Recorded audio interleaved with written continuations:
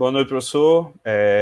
O grupo do qual eu faço parte é composto por Antônio Samili, Caio Bruno, Eduardo Ramone, que sou eu, Matheus Andrade e Newton Leonardo. E hoje nós iremos falar um pouco sobre o experimento de plano inclinado proposto pela matéria de Física Experimental, que é Física 0315. Pode passar. Bom, nos objetivos desse experimento, nós temos... Pode passar. Nós temos como objetivo determinar a velocidade instantânea de um corpo em um plano inclinado e compará-lo com sua previsão teórica, verificar qual é o modelo mais apropriado para descrever o movimento num plano inclinado e discutir, levando em consideração os valores obtidos experimentalmente e os conhecimentos adquiridos em sala de aula. Ou seja, nós iremos medir os valores num plano inclinado, da velocidade de uma bolinha num plano inclinado, e nós iremos ver se esses valores eles fazem sentido de acordo com o que foi passado em sala de aula para a gente. Ou seja, com as formas com rotação e sem rotação da velocidade. Então, para dar início ao nosso trabalho, eu vou passar a minha palavra para Newton, que irá falar um pouco sobre a teoria envolvida no experimento. Obrigado, Eduardo. Bom, professor, vou dar uma breve explicação aqui sobre a teoria por trás do experimento. Então, basicamente, a gente tem um plano inclinado, a gente vai soltar essa bola do topo do plano inclinado, que está a altura h, e quando ela chegar na altura zero, ela vai estar com a velocidade que a gente quer descobrir. Bom, então, como é que a gente pode descobrir essa velocidade? A gente pode usar a conservação da energia mecânica. A gente sabe que a energia mecânica vai ser igual em todo o momento do movimento da esfera. Então, a gente pode começar calculando a energia mecânica quando a bola está parada no topo do plano inclinado. Como a energia cinética nesse ponto é igual a zero, a energia mecânica vai ser igual à energia potencial gravitacional, dada pela expressão mgh. E quando a bola tiver atingido a velocidade final, ela vai estar com a energia mecânica dela vai ser igual à energia cinética que ela adquiriu. Bom, então, igualando a energia potencial gravitacional na altura h à energia cinética da esfera quando ela atinge sua velocidade final, a gente chega a essa equação 1. Isolando V nessa equação, a gente determina que a velocidade é igual a raiz de 2 vezes a aceleração da gravidade vezes a altura inicial da bola, como visto aí na equação 2. E, já que é o plano inclinado, a gente quer baixar... A gente não o movimento não vai ser em função de H, mas sim de D. E para a gente alterar essa equação e colocar ela em função da distância D, que a esfera vai percorrer, a gente pode usar a relação que é mostrada na equação 3, que relaciona H com D ao seno de θ. Sendo que o seno de θ vai ser igual à altura H sobre a distância D. Isolando H, a gente encontra essa equação 4 e substituindo ela na equação 2, a gente encontra que a velocidade, sem considerar o rolamento a rotação da esfera, vai ser igual a essa expressão 5, que é igual a raiz de 2 vezes a aceleração da gravidade, vezes a distância D percorrida pela esfera, vezes o seno do ângulo θ. No entanto, como a gente sabe que não é uma situação ideal e que, por causa do atrito que a esfera sofre no movimento no plano inclinado, ela adquire uma rotação. E para alterar a nossa equação inicial, levando em conta a rotação da partícula, a gente calcula a energia mecânica no início e no final do movimento.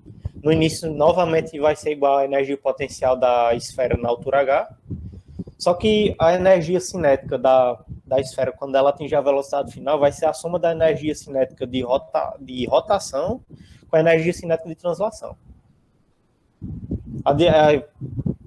Essa expressão que eu acabei de dizer está descrita aí na equação 6.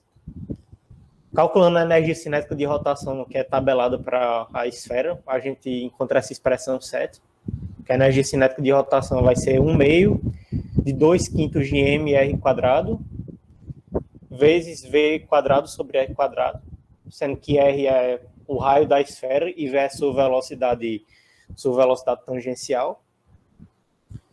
E isolando V nessa equação 7, a gente encontra essa relação descrita na expressão 8, que sendo que a velocidade será igual a raiz de 10 sobre 7 vezes a aceleração da gravidade vezes a altura h inicial da bola. Novamente, colocando essa equação em função de D, a gente novamente define que a altura h vai ser igual à distância D percorrida pela esfera vezes o seno do ângulo θ, e substituindo essa expressão 10 na expressão 8, a gente encontra que a velocidade da esfera, a velocidade final da esfera, considerando sua rotação, vai ser igual à expressão 11, que será igual a raiz de 10 sobre 7 vezes a aceleração da gravidade, vezes a distância D percorrida pela esfera, vezes o seno do ângulo θ. Agora eu vou passar a minha palavra para Matheus, que ele vai explicar mais sobre o experimento.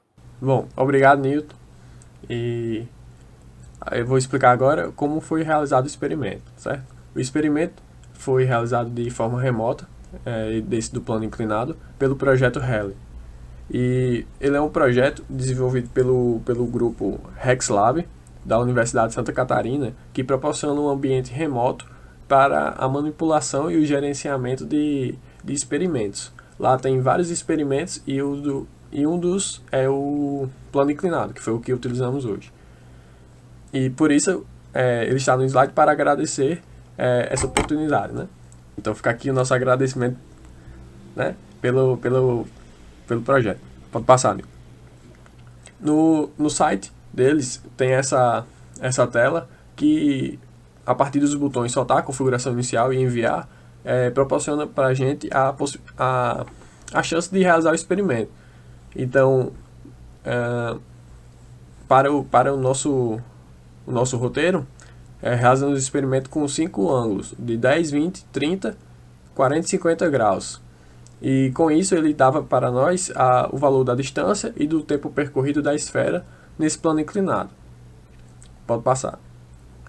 E agora, para o ângulo de 10 graus, com os valores da distância e do tempo, colocamos na planilha e plotamos o gráfico, que nos deu esses valores desses dados.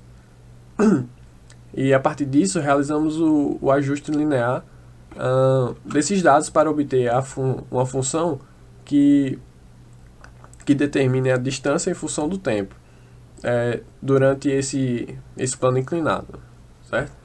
E conseguimos perceber que, a partir desse ajuste, que a função ela é uma função quadrática, que condiz com o experimento, que é um plano inclinado, ou seja, um movimento acelerado.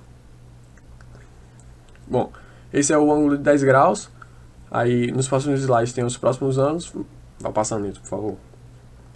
O de 20, o de 30, todos com a mesma curvatura, o mesmo desenho de uma função quadrada.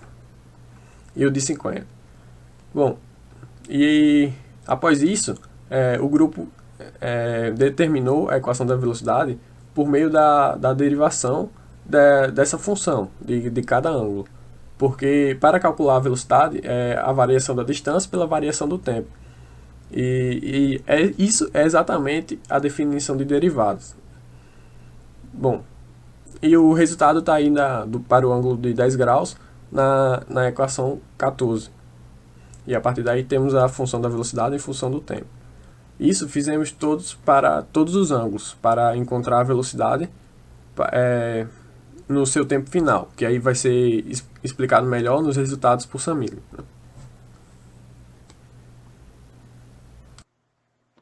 Obrigada, Matheus. Bem, agora, em continuidade, eu irei apresentar outros resultados obtidos pelo grupo a partir dos dados coletados do experimento, que foram apresentados pelo nosso colega Matheus, anteriormente. Então, sobre a velocidade experimental, essa diz respeito à velocidade que o objeto assume em relação a um determinado ângulo do plano inclinado. Para determinar essa equação da velocidade experimental, foi feita a derivada da equação de ajuste em função do ângulo do plano inclinado, como foi comentado por Matheus anteriormente. Assim, nós encontramos essas equações que estão na segunda coluna desta tabela aqui.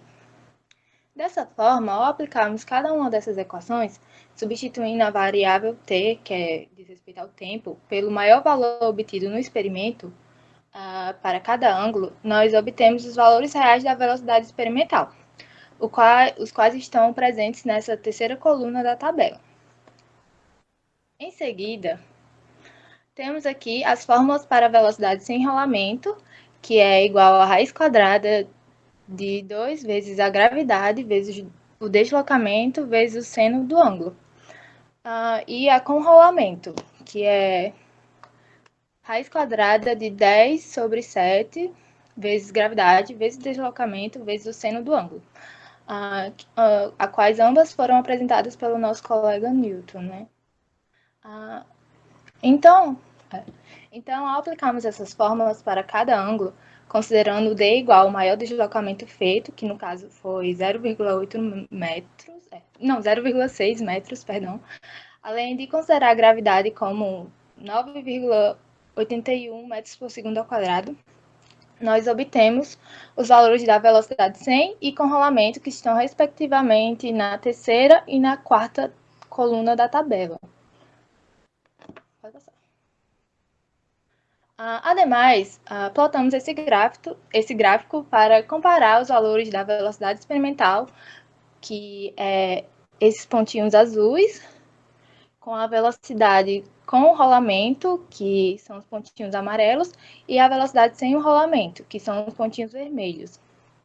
E dessa forma, analisando o gráfico e os valores coletados, nós podemos perceber que o modelo com rolamento ele se aproxima mais dos resultados obtidos experimentalmente, sendo que isso deve-se ao fato de que a esfera também rola na vida real, devido à existência do atrito entre a superfície e o objeto. Agora eu irei passar a palavra para nosso colega Eduardo, que irá falar um pouco da diferença percentual. Muito obrigado, Samile. E agora eu vou comentar um pouco sobre a diferença percentual desses resultados que a gente viu anteriormente naquela tabela, com os gráficos plotados, com os pontos plotados no caso.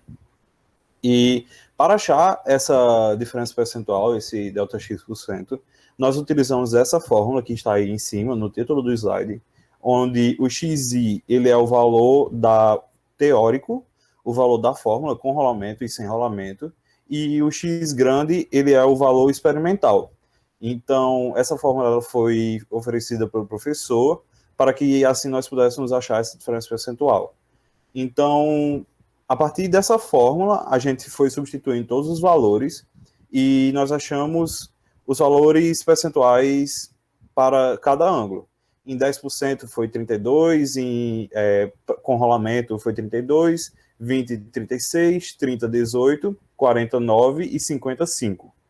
Já na sem rolamento, 10 foi 57, 20, 61, 30, 39, 40, 29 e 50, 24. Então, como nós já afirmamos anteriormente, a velocidade com rolamento, ela se aproxima muito mais do valor real do que a velocidade sem rolamento, do valor experimental, no caso. Só que ao